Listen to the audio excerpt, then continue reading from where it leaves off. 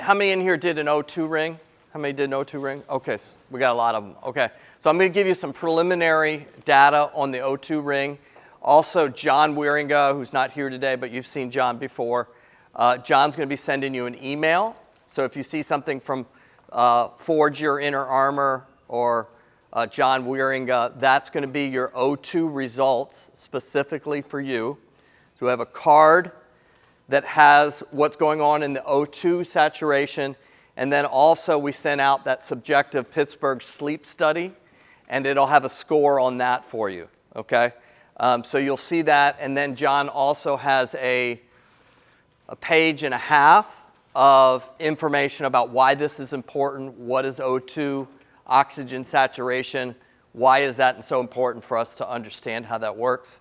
I think we all know that where do we get most of our energy from? 85% of it comes from oxygen, okay? So yes, we want to be breathing correctly during the day, but very important that we're breathing correctly at night, right? Because do you remember when you're sleeping at night, man, I'm really pushing you guys, I know, but when we sleep at night with the autonomic nervous system, is that a parasympathetic or a sympathetic? Does anybody remember? Rest, digest, and renew is parasympathetic or sympathetic? It's para, like a parachute, very slow, slow, slow, okay? And sleeping is the ultimate parasympathetic response that your nervous system does. If you wouldn't sleep, in 14 days you would die, okay? You have to sleep. Now what we do is cheat that a little bit here and there, okay? And we think that's okay, but ultimately it's a bad investment, very bad investment. So if I'm not breathing correctly at night, do you think it's easy for me to slow down? No. So I can't optimize my parasympathetic response. And what happens, actually, right, if I stop breathing, I bring a lion into the bedroom, okay? Because now I'm in sympathetic and the whole thing tilts and we need to keep the parasympathetic. So breathing is essential at night. And so some of you, we're going to see everybody, you're going to see you individually, but we're going to see the group scores of the ones we were able to score. And there's definitely some pretty significant concerns. So in some people.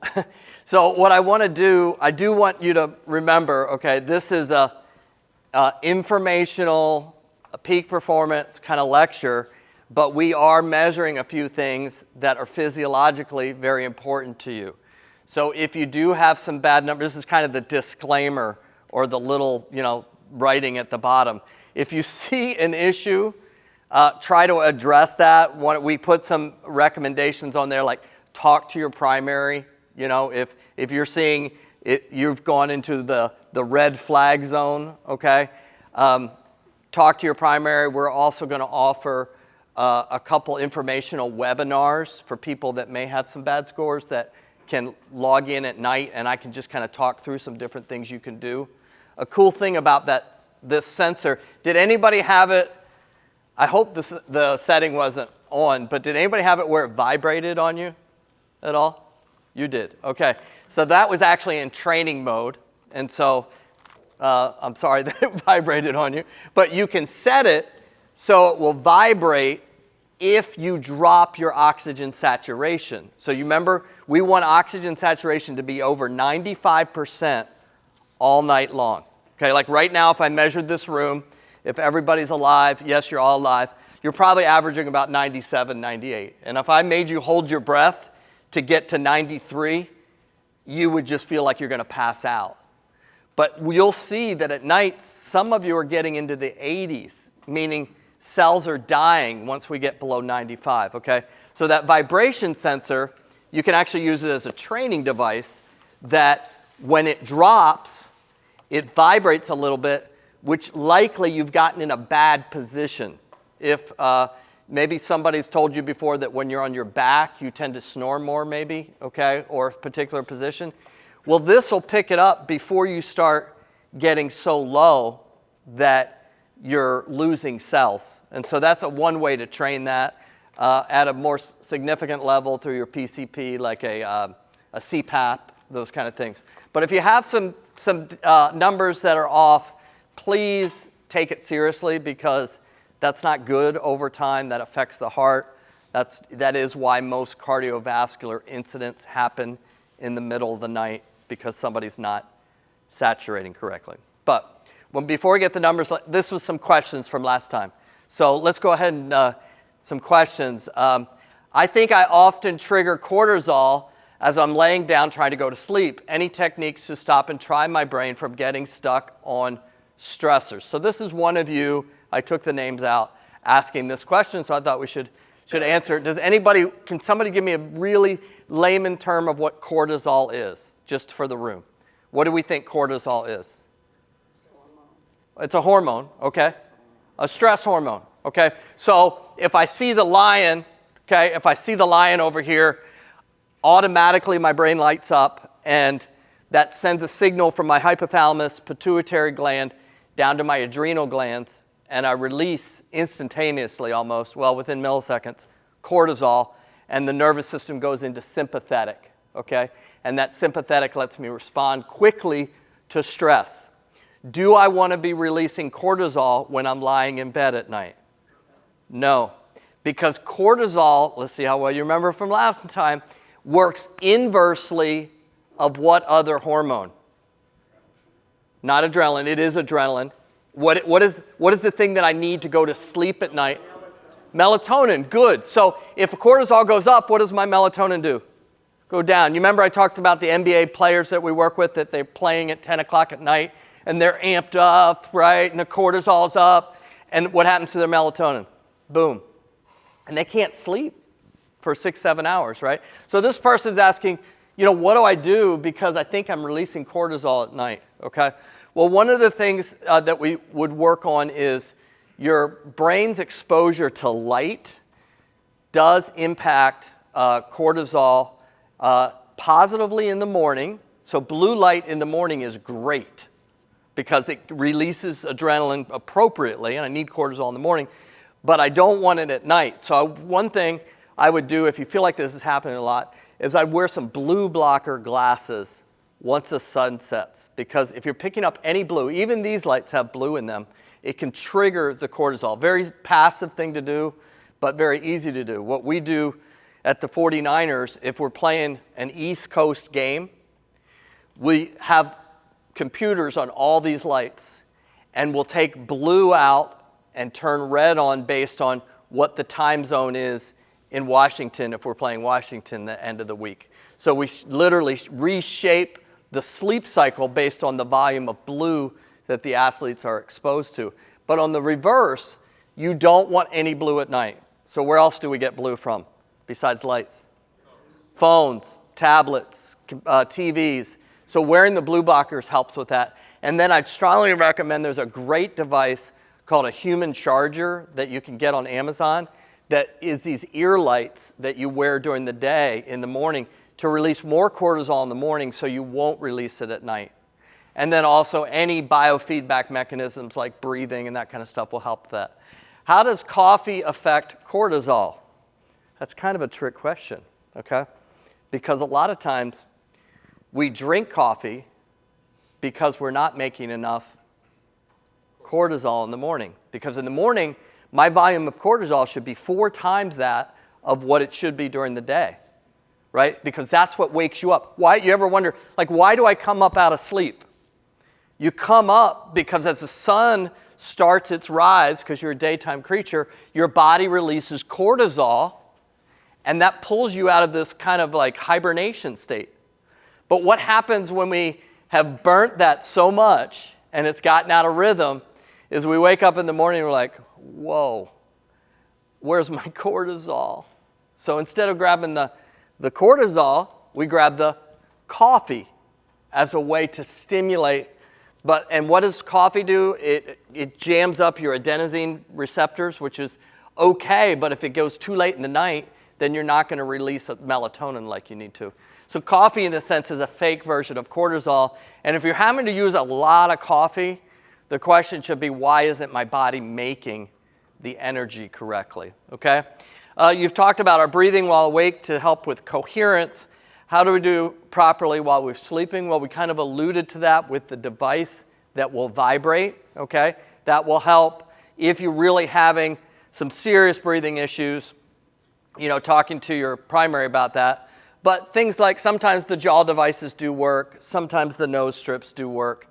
But what we found, which is very interesting, there's the highest score on O2, and it may just be coincidence, but the highest score on the O2 readings in this entire room is actually somebody who's going through the breathing training right now. He has the highest score. Now, if that was just coincidence, I don't know, but I do think it's interesting. I do know with young athletes that that's the case, like with golf teams that we work with, that the ones who are doing more breathing work during the day, they actually breathe better at night. And then I'd be interested in seeing what the traveling guys are like in sleep. I didn't get a chance to do a study, but racing late, then flying home, and getting back at 11 or 2 a.m. every Sunday night can't be good. Definitely notice all the signs like the basketball guys. Yes. And one of the first things that's going to happen is as this gets out of balance, is you're not going to produce enough deep sleep. Okay? This is what happens in teams that travel a lot. Is you don't make enough deep sleep. And you remember that needs to be 25% of your sleep. What hormone do we make that's super important to our functioning all day long do we make when we're in deep sleep? Does anybody remember? It begins with a T. That if you're low on it, your doctor might give you some, and I would say maybe you should fix your sleep pattern. What's that? Testosterone. So many guys, 50s, 60s, get a low testosterone reading, and their doc says, I'll just start taking some testosterone. But no doc is saying, hey, why are you low in testosterone? Well, it's just because I'm 50, 60. No, it's probably because you're not sleeping correctly, because deep sleep is where you make it. What's going to happen to these athletes, what I've seen is 22, 23-year-old athletes in 6 months in the NBA, their testosterone goes from looking like an elite 23-year-old to an old 56-year-old in 6 months. Why? Because you messed with their sleep, okay? Super important that we work on sleep. Okay, let's go ahead and, I went that way. Let's go. Okay, here's everybody's O2 saturation rates, okay? Ideal is, it's actually not funny. Ideal is that we'd all be green, okay? Because what happens when we get below 95% while we're sleeping is cells are dying, okay? So most of these are representative of 2 nights for people. So you'll see a lot of, like the first 2 is 1 person, 3 and 4 is 1 person, okay? 5 and 6. So what you can see here is we have many people who aren't getting enough oxygen at night, okay? And again, I'd like you to explore this further when you get your email if you're in the yellow or red zone. But if I'm yellow or red on there, okay? Let's take this out of here. Okay, if I am red on there, and when I'm sleeping, I'm supposed to be heavy in this. What's going to happen to this thing if all of a sudden I have no oxygen? Which way is it going to tilt? Down, right? And then what am I supposed to be doing during this state? I'm supposed to be doing this, right? But I'm actually doing the exact opposite if I'm yellow or red. So then I wake up and I say, man, I didn't feel like that did anything for me. Or I'm just going to take 4 hours of it because it sure isn't doing anything.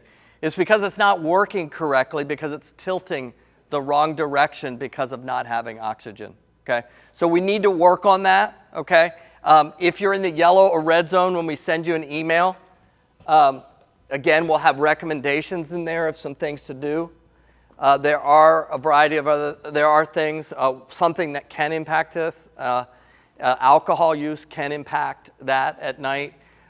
There's some other things related to weight that can impact that. A few other things, and in our handout that we'll send you, it will have those, and it'll give you an option if you want to dialogue more on that. Or if you don't want to dialogue with us, talk to your primary about that, okay? Any questions on O2 as we go into the rest of the discussion for today, which is a new topic? Anything on that? Yes, sir?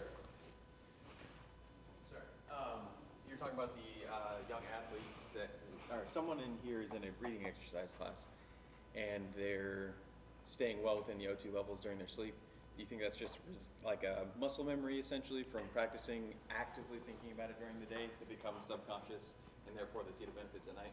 Yes, because there's a movement we talked about. You remember the thing I showed you where the diaphragm drops? Yeah. Okay, so that's a learned movement. At first, the first couple weeks, 3 weeks, that person probably would have been just like the rest of you. But now he is not even thinking about it, but in a situation where he doesn't want to, even unconsciously, breathe this way, because his body says, ooh, that feels pretty good, right? And so he's turned the conscious into unconscious, and that's why I think if I'd done that O2 reading on this individual 6 weeks ago, it wouldn't have been as good. That's just a hypothesis on that, and we're going to learn that more and more. I think it's caused me to want to say, I'd like to research that more and see, that's interesting. Is that just coincidence that he's the best one in the room? Maybe. But I wonder if all this diaphragmatic muscle memory stuff is actually improving that. Whereas if he'd gone to his doctor and it was down, what's the doctor going to do? Hands down, for every one of those is going to be CPAP. Just CPAP. I'm going to blow air in. You know what? You're way more complex than that. Okay? Your body's amazing. It can learn things, right? And that's what I want us to walk away with and understand. It's not just always one way. And in this next space we're going to go into, I'm going to really push the limits with you guys, okay? We're going to be talking about focus and attention. And this is really an area of significant expertise that I have in and a real passion that I have. So I'm going to start off with a 3-minute video of an NBA athlete. And because this is from 2007, it's going to be very pixelated. And you're going to see this guy in there that sort of looks like me, but he stepped back in time. So you're like, who is that? Is that Doc? Yeah, I went in a time machine. This is the way to do it. Okay, so let's go ahead and see if we can pull this up. Last night against the Mavericks, Chris Kaman of the LA Clippers had 9 points and 13 boards in a heartbreaking loss at the buzzer. Now, the Clips might be struggling, but Kaman continues to have a breakout season, 28 double-doubles in his first 33 games. It's as if it's all suddenly begun clicking in this his 5th season. But as Rick Bucher of ESPN The Magazine shows us, it may not be Kaman's game, but the head that he brings to it that is making the huge difference. If you're a parent or a child or somewhere in between, Chris Kaman has something to tell you. And he's even willing to do it if you're on the other side of the country from his bedroom in California. Obviously, you guys probably know I play in the NBA. This is my 5th year. His message is as intimate, Honestly, like, I'll go home sometimes and cry at night, as it is inspirational. It's completely changed the way I play basketball. The physical gifts, soft hands, quick feet, good balance, have always been there for the Michigan native taken 6th in the 2003 draft. But he was 7 feet of coaching frustration. I would forget a lot of stuff in the timeouts. I mean, my plays, Coach Dunleavy would be all over me. Like, how could you not? I just drew it up right in front of you 5 seconds ago. So, if you want to know why he's suddenly playing like an all-star for the first time, start at the top. Kaman was diagnosed with attention deficit disorder when he was a child. Last July, he agreed to let a neuropsychologist, Dr. Tim Royer, take a look inside his head and find out exactly why he couldn't concentrate. Here's somebody who was diagnosed at 2.5 with ADD, put on medicine at 3.5 for ADD, and he doesn't even have it. It's disappointing that I couldn't have learned about this when I was 5 years old, 7 years old, when I was in school and out of control, and the teachers were trying to figure out what was going on. What you're seeing right now is all the different brain waves within Chris's brain. Royer evaluates his patients on the size and strength of those various brain waves. With Kaman, he found a high beta count, meaning there were brain waves running too fast and strong, the opposite of someone with ADD. So Royer created a training program in the same way Kaman's coaches might. Only this one teaches him how to regulate his breathing and heartbeat, allowing his brain to recalibrate itself. When Kamen's brain emits the desired balance of waves, the graphic moves and the music plays. To see how badly you can age in 15 years, 17 years. Let's see. But the takeaway, or what a couple things that jumped out at you, and the rest of the story is at Royer Neuroscience to resources. Watch Chris's story and other people's story. But Chris is, up to this point, I was just doing clinical work in hospitals. And then Chris's case came along, and the rest of his story is he ends up having, all these double-doubles, 28 in the first 33 games, which is pretty amazing. And he makes the NBA All-Star team that year. But that kind of jettisoned the peak performance side of things that we do. But always have been interested and concerned about the ADHD space. But what are a couple things that jump out at you about this person's story?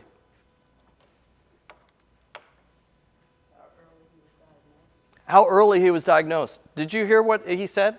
Anybody know what age? 2.5. I actually have, his mom gave me the IEP from the psychiatrist, and it says 2.5. What kind of crazy world are we living in? They would send him to a special classroom, not regular education, and they'd actually put him in a barrel during the day because his behaviors were out of control. By 3.5, like I have a granddaughter who's almost 2.5, okay? Are you kidding me? And I have 4 kids. They all had ADD when they were 2.5, right? That's part of being a kid, right? But 3.5, they put him on medicine.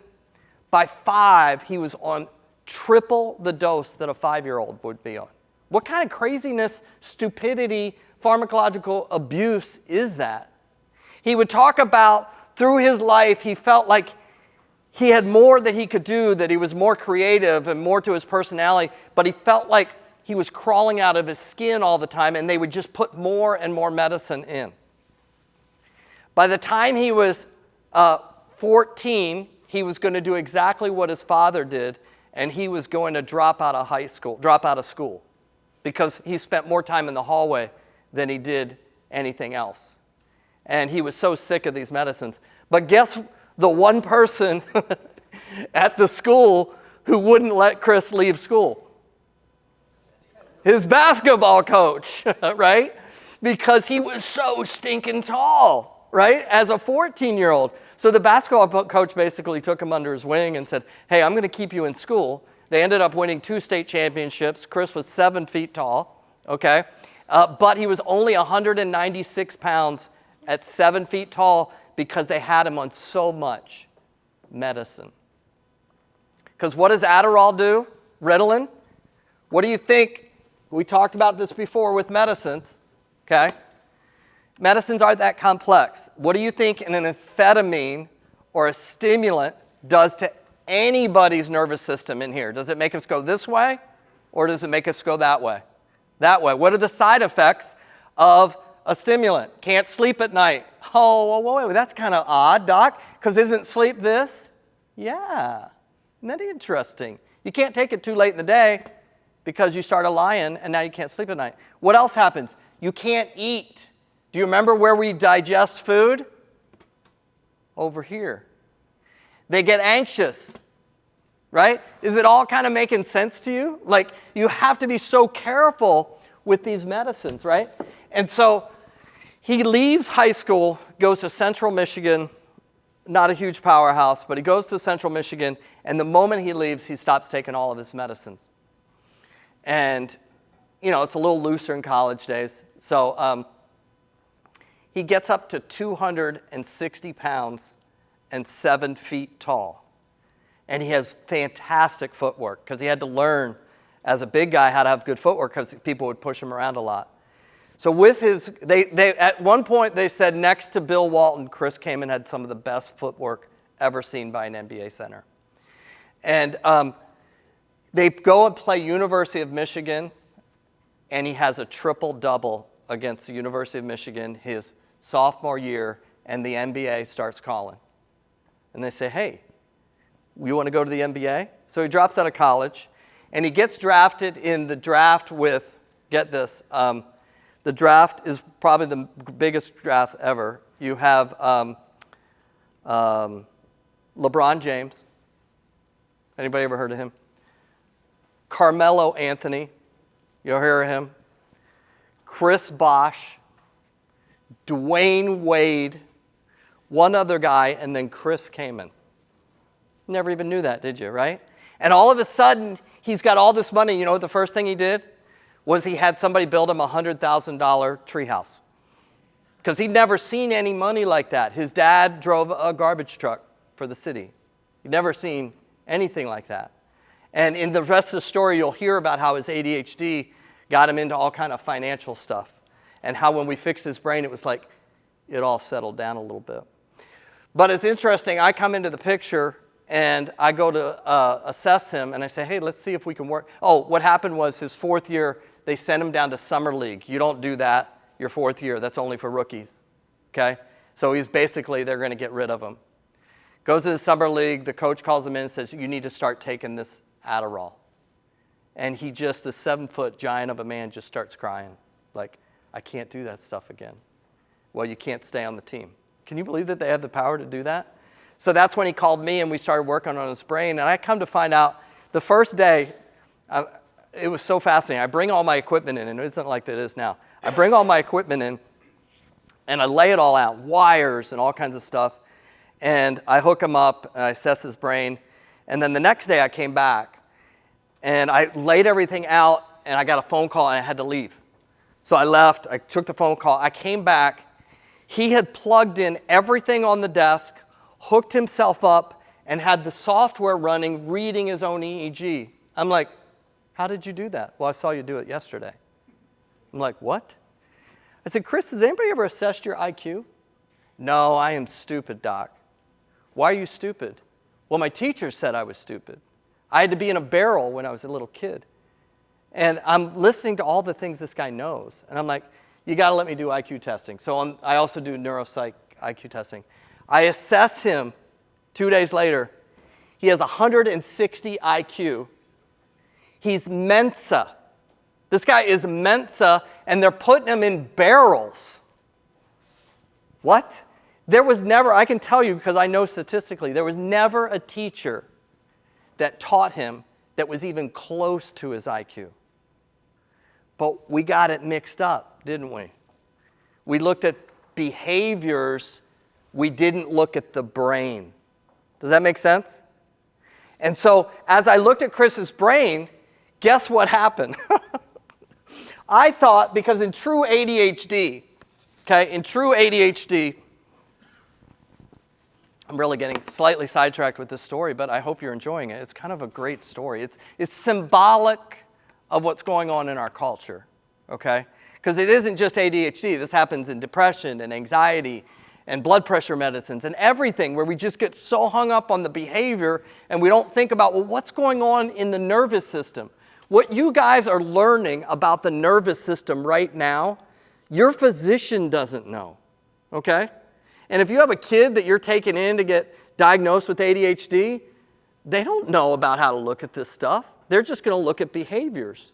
So what happens truly in ADHD is when you look at the brain, in true ADHD, it has this going on, okay? Is it can't get in gear. And so it's like the person is always in a startle effect. Have you ever had a startle effect where you're kind of checked out and then you're like, oh shoot, where am I? You ever have that happen? You know, where you're like zoned out and then you're like, how do I get reoriented? That's what happens in an ADHD brain, is it checks out and then it has to get reoriented and it kind of touches everything and kind of gets impulsive. But it starts upstream neurologically with it being like this. It's too slow. And so what does the amphetamine do? Speeds it up. And that's a true case of ADHD. My experience with close to 80,000 brains, that's only happening in about 20% of people that truly get diagnosed with ADHD. The other 80% are misdiagnosed. So with Chris, I expected to see this, right? This guy's the poster child for ADHD. I mean, it should be like this. When I hooked up his brain, guess what I saw? This. It was going too fast. It was too anxious. So what do you think happens when you put on 3 times the dose of Adderall to this brain? You know what that's like? That's like having 10 cups of espresso on your most stressed day. Just like this. No wonder he felt like he was crawling out of his skin. Right? I mean, that's just awful to think about that. And so when I hooked him up, I said, wow, this is interesting. I said, Chris, tell me why you think, and this might be the most unusual answer I've ever heard. I said, tell me why you think you have ADHD. And I ask people that a lot, but I've never gotten this answer. He said, well, when I'm up against Shaq, okay, that's kind of like who says that, and I can feel Shaq's skin next to my skin, and any other big guy where I can feel his skin, it makes me feel kind of weird and like I want to get away from it because it just doesn't feel right. And he goes, and my worst game ever at Madison Square Garden, they changed the color of the front row seat. It was the third one over. They changed the color of it. And all game, that's all I could think about. Is that ADHD, guys? No. This guy has OCD to the max. I said, what's your free throw percentage? Anybody who knows basketball, a 7-foot center shouldn't be that good. And his free throw percentage is about 85%. That's pretty good, right? When we talk about Shaq, you remember that, right? So I'm like, Chris, there's something different going on here. This isn't that. So we started working on his high beta, his stress, and guess what started to happen to his attention? It started getting better. It started changing. Okay, things were different. So let's talk a little bit about knowing the difference between going upstream and downstream, and I'm going to give you a few different things about true attention disorders. So I'm going to give you a few numbers. How many people were born here in the 80s? Anybody born in the 80s? 70s? Anybody in the 90s? A 90. Oh my goodness. Okay.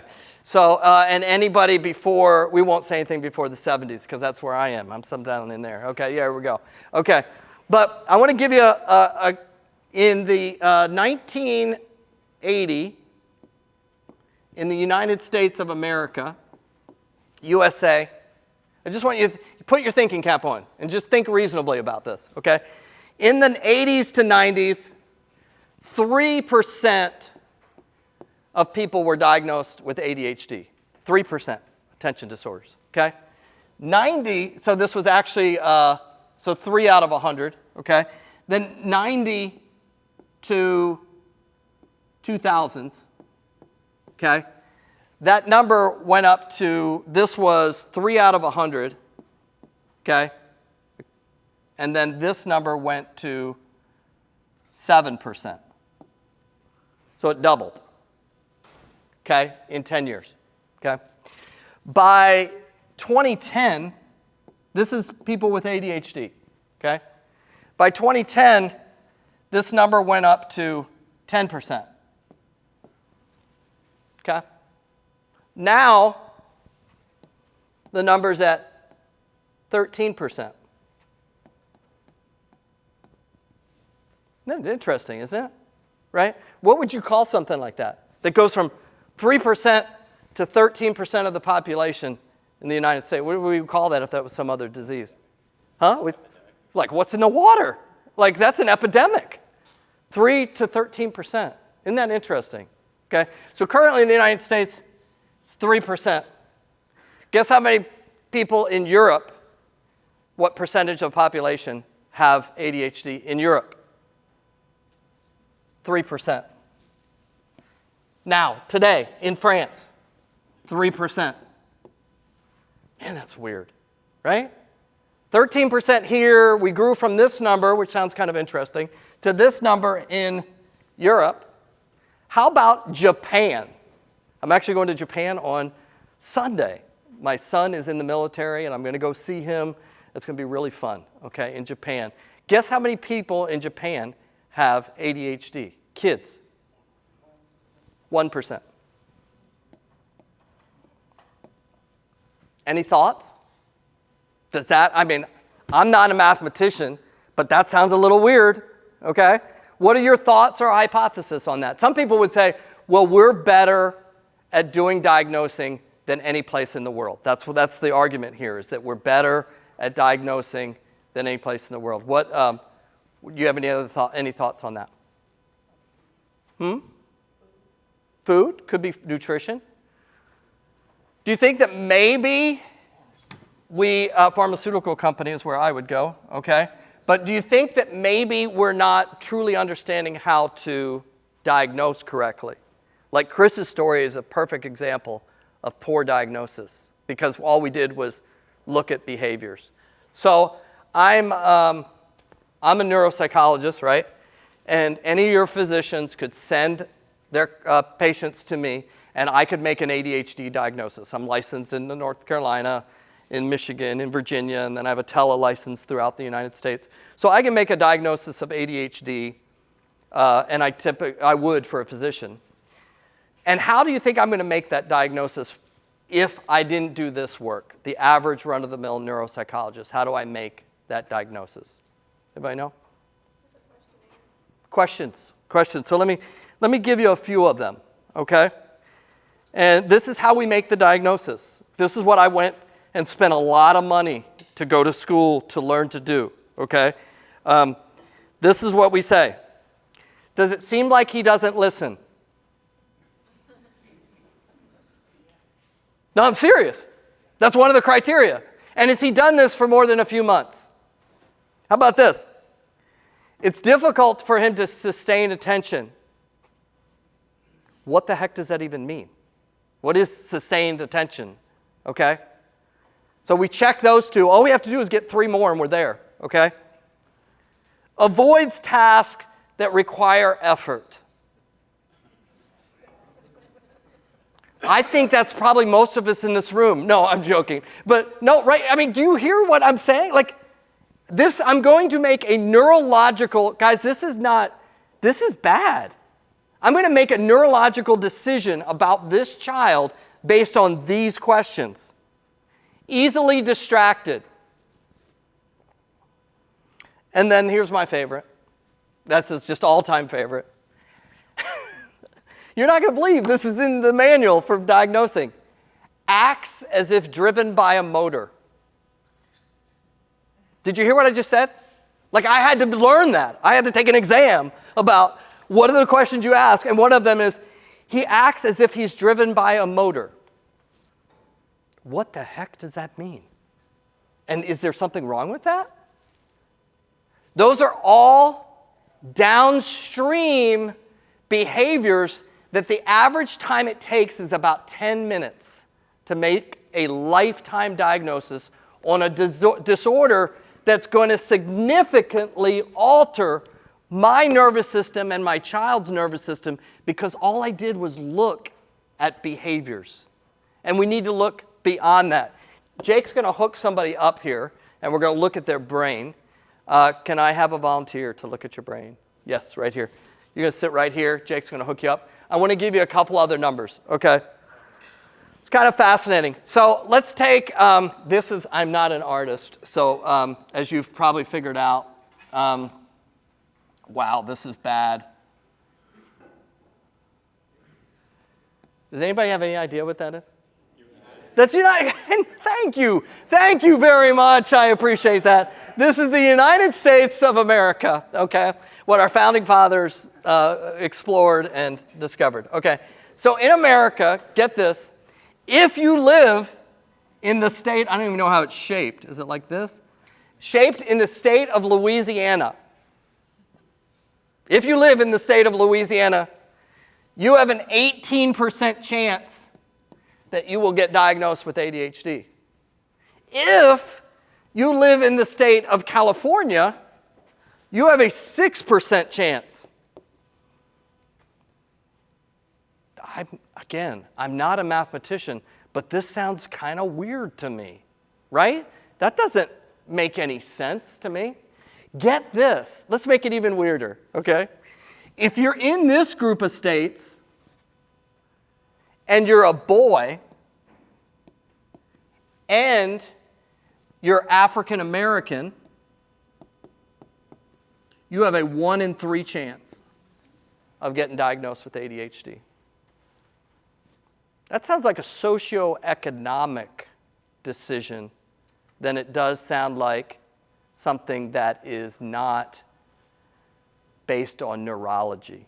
Because you know what happens down here in these states, there's not a lot of resources.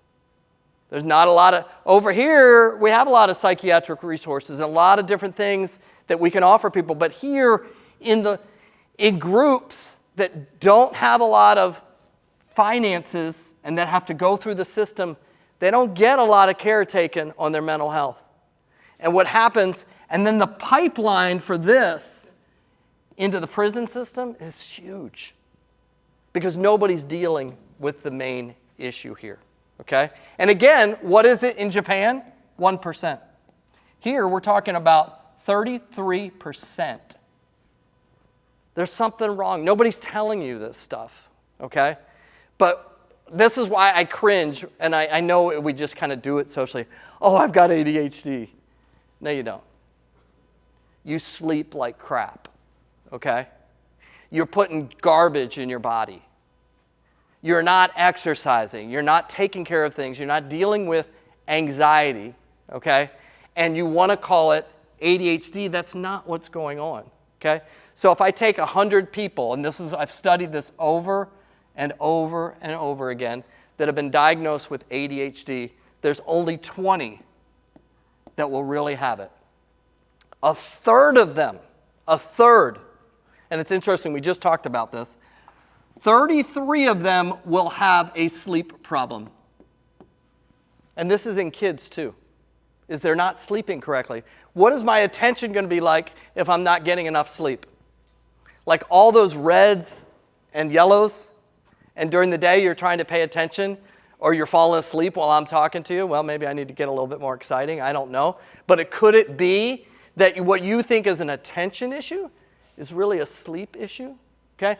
And then there's another 33% of this group, or 33 of this group, that it's actually anxiety, stress. But they perceive it as this. And what's the worst thing I want to give somebody with anxiety and stress? A stimulant. What's the worst thing I want to give somebody with a sleep problem? A stimulant. So get this. This has been analyzed. Man, I'm running out of time. I love this topic, as you can tell, so we are going to piggyback to next time. But I got to hit this before we get into looking at brainwaves, because this is where the ultimate answer is, upstream in the brain. But I got to hit this, okay?